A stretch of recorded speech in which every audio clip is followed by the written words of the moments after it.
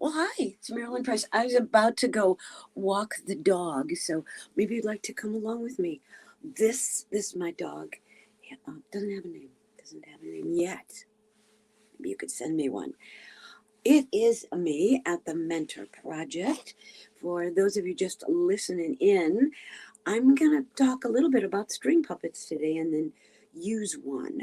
They are wonderful characters. They move around really, really well. Each string, by the way, has a name. Some people call them marionettes, but their real actual name is string puppet. So I brought some to show you, and then we're going to use one, not all, but one of them in this last of the trilogy, three stories from Margaret Wise Brown's Willie's Adventures. We have already told, and you can re listen to it, of course, on the Mentor Project podcast, or from our Facebook page, or from YouTube. So many choices. The first one I told was called Willie's Pockets, and I have a puppet. Willie's coming back to be on this show. And the second one I talked about was Willie's Walk, which it's hard to even imagine which could be my personal favorite, except for all of you, of course. You are all my personal favorites. So let's talk just a bit about a string puppet. If you look behind me over my shoulder, you will see, look at that face. And if you can't see that face because you're just listening, you can go and do what I told you before. You can go and find out how to find this character. I did not make this string puppet, take no credit. I worked this string puppet, and I'm going to get it carefully down from its perch. Now, when I say the word carefully in string puppets, really important, because string puppets, when they tangle, are useless. No, no, not you're not useless. The puppeteer then has to go through the task of straightening out the strings. They can't do it themselves. So if you are watching, you can see this, and it's really very easy to even explain if you're not. Each string is attached to something that the puppeteer wants to move. So if I would like to have its head upright, it needs to have a head string. So the head string is attached, in this particular case, to a little loop, and then excuse me. This is called the control. This one is a T-shaped control, and each string is attached in some part of that T-shaped control. So it can nod its head. It can raise its leg with the leg string. hmm And because it's the oddest dog in the world, not the oddest, I'm sure there's others, he only has two legs, or she. I don't actually know which one. Okay, there's the other leg. And then it has the most important, well, all strings are important, just like all bodies, right? The one that holds it up all together is on its body, and that is called the body string. So, with a little cooperation from my friend, if I wanted it to bow, I would make the one on the top on its head lag, just go loose, and then its back string tight, and then it would take a bow for you. So this is a 4-string puppet. Really easy to use, not so very difficult to get all tangled up. And I'm going to set it over here. Now, for those of you who are puppet readers, pretty much the most famous puppet ever is a puppet called Pinocchio. And this, again, is not one I made, but I like to use because most of his stories. It's a story about a puppet named Pinocchio, who was created by Geppetto the toy maker, who wants a real boy. So the entire story, up until he gets himself into some trouble, is told with Pinocchio as a string puppet. This string puppet, which was made quite a while ago and I found, it's got a lot more strings. So if you're watching, where does all those strings go? And the cool part about him is that he can move around a little bit more than the dog I showed you before, because he's got strings on his knees. Give him a little high kick. String over here. Whoops, where'd it go? Yep. And he's got arm strings. So it should be able to be so cool that he would move around really well. He's going to come to you. Look at, see that? And the story about Pinocchio is that every time he tells a lie, his nose grows. So watch out for that. It's a good way to tell. But as cool as this puppet is, he does not move well. So I'm going to show you one last one before we hear about Willie's Animal, name of our story. And that would be the puppet that I believe moves the best. And this is a puppet, excuse me, string puppets don't come to you, that a friend brought me years and years and years ago from Mexico. And she is a Mexican string puppet. The word for puppet in Spanish is títere. So this is a lady, and she's cool. And look at, all she has is 1, 2, 3, 4 strings. And I will be honest with you. I have tried to restring her many times because I love her so, particularly like her cool shoes. She's got great sandals. Yeah. Okay, so the cool part about her is how she moves. Step back a little bit so you can see her. When I move the control, she moves her arms, and the legs move the same as well. So 1 foot, 2 foot. So she's a walking. She'd be really, really good in Willie's walk story. And when she takes a bow, the same thing. She bends down. I can hold her feet, and she can bend, curtsy. She curtsies. Yes, thank you very much. You're lovely. And one more curtsy there. Cool beans. So I have made some string puppets, and they are all over my studio space. Matter of fact, let me just take you on a mini tour. Go around there and see them all hanging around. Here they are. Lots of string puppets here. So let's go investigate.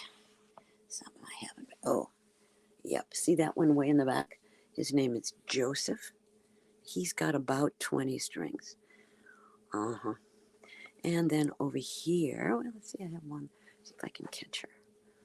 Not so good. All right, look at him. Look at that face. That is my walking down the 4th of July parade puppet. He is all done up in a 4th of July costume. So that's what string puppets can do and not do. What can they not do? They can't do anything if they get all tangled up.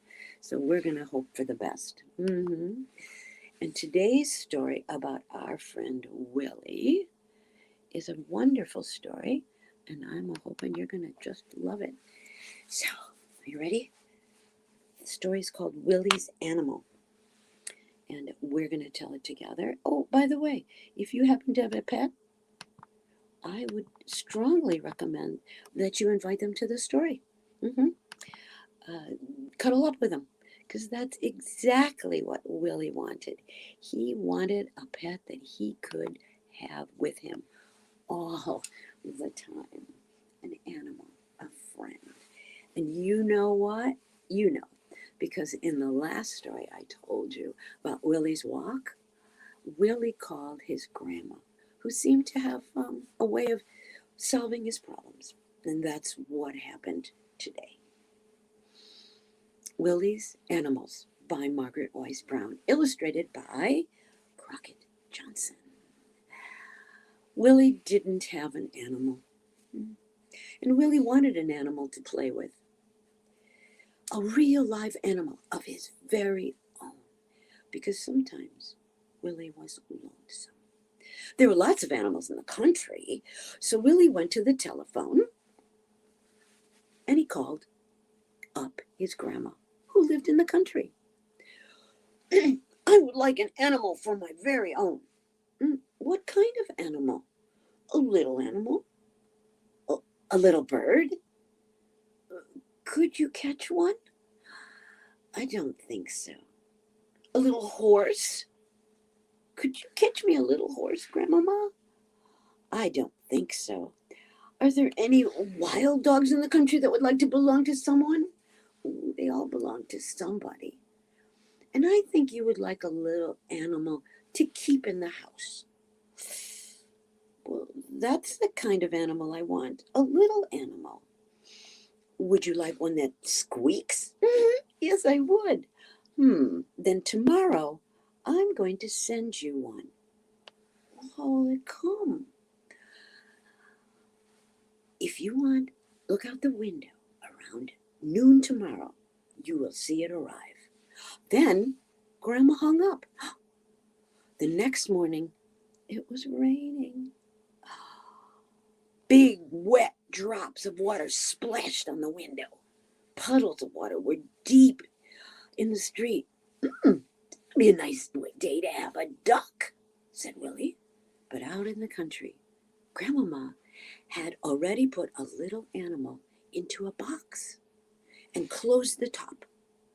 And all you could hear from the inside, listen carefully, was a funny little beeping sound.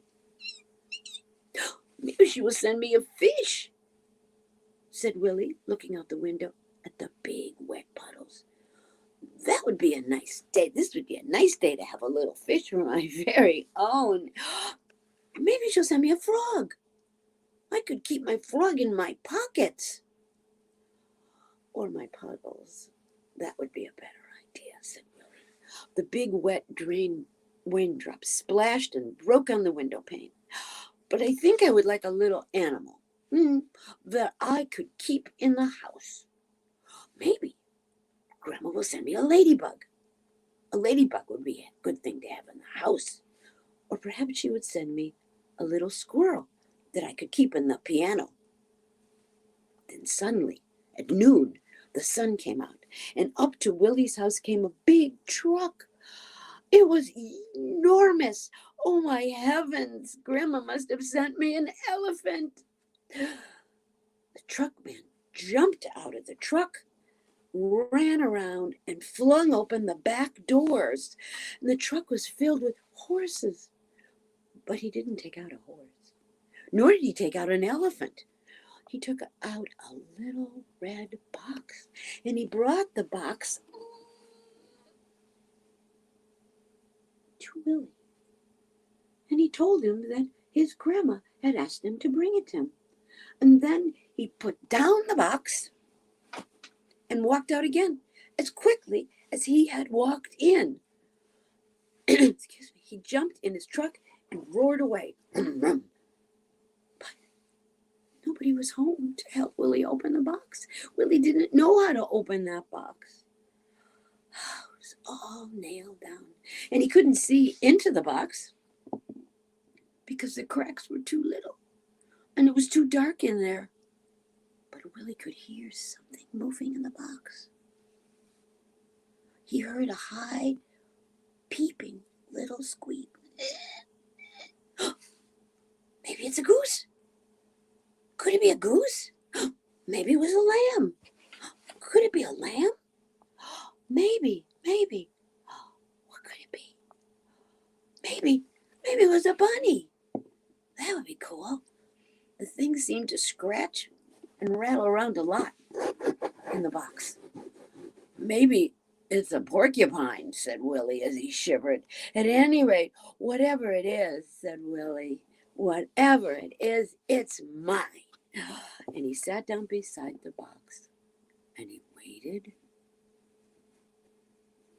and he waited, and he listened. He was waiting for his mother to come home for lunch.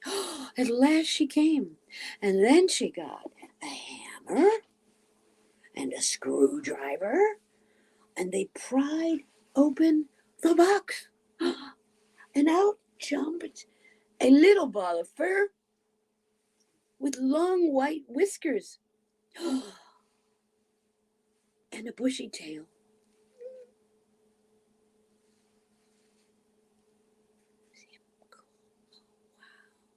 It was Willie's little animal. Oh, catch it, said his mother. It's your animal. Willie went over and caught the little furry kitten in his arms. It's my animal, and I have to take care of it. I would like to give it something to eat. So Willie and his mother gave the kitty a little dish of milk. Now, said his mother, you might give it a little garden for the kitty to play in. For her very own. Where will she sleep? Said Willie. You might make it a little bed So Willie took a pillow and he put the pillow in a box. And then he put the kitten in that very same pillow. Oh, and then Willie took that box up to his room.